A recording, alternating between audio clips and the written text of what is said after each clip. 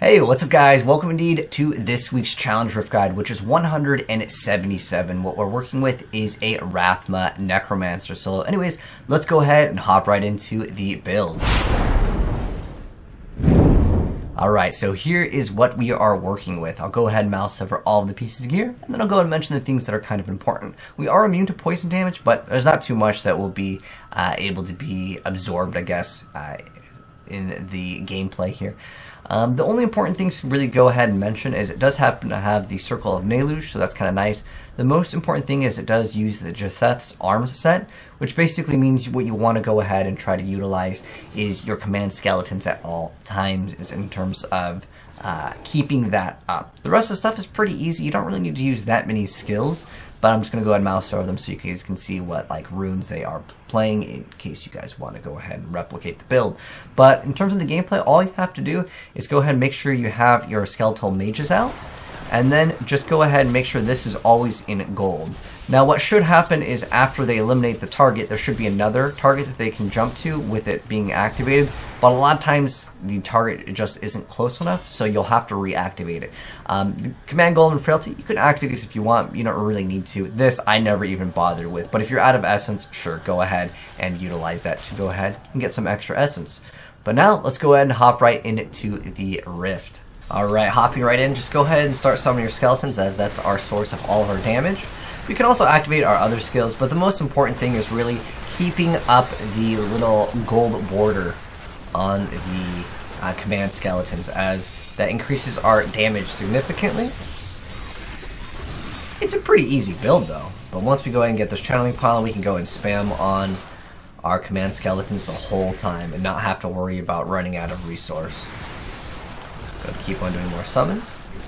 We'll go and move on to the next area, which will have an elite. Just go up a little bit more. And when there is an elite, you can use your frailty over here, but it's not super required if you forget to push it. It's no biggie. Come up to another last elite pack over here. And the most important thing is really trying to keep up that command skeletons, as that is our main source of our damage bonus over here. It should refresh itself, but sometimes, unfortunately, it's just too far away of the grouping of enemies, so you lose out on it. The build is a little bit squishy, just as a heads up, so if you die, don't worry. It's just one of those builds. But it's good enough, I would say, just because there's a bunch of units, so you shouldn't get hit too often. Going up to another elite pack over here. And you can also use the Golem if you want to go ahead and do that, as it does technically help out a little bit with the crit. And don't worry, I didn't forget about those orbs. We'll come back and grab them in a second. Just going to go ahead and kind of move on down, as there is one more elite just hiding over here. We'll get him down quite fast. We'll come back up and we'll grab the orbs. Unfortunately, this build does not have any mobility. That would definitely increase the speed of this build significantly. Oh, unfortunately that thing pushed us over there. I know there was one more orb, but since it pushed us there, forget about that orb. We'll go ahead and keep on moving.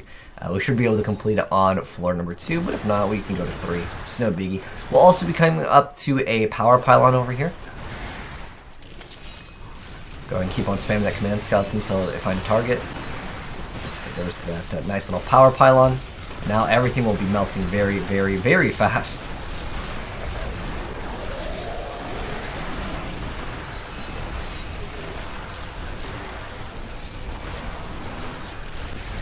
Right, there we go. We'll go back and collect the orbs. Unfortunately, walked over those little spider webs.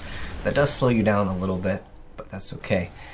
So, if you need to get to the 3rd floor, it's no biggie. We might need to for this one. It kind of just depends on how lucky you get, or how unlucky you get with like that guy pushing us away from the orb, but we're pretty close with this one. There's the elite. Go ahead and throw frailty on him. That'll be one more elite.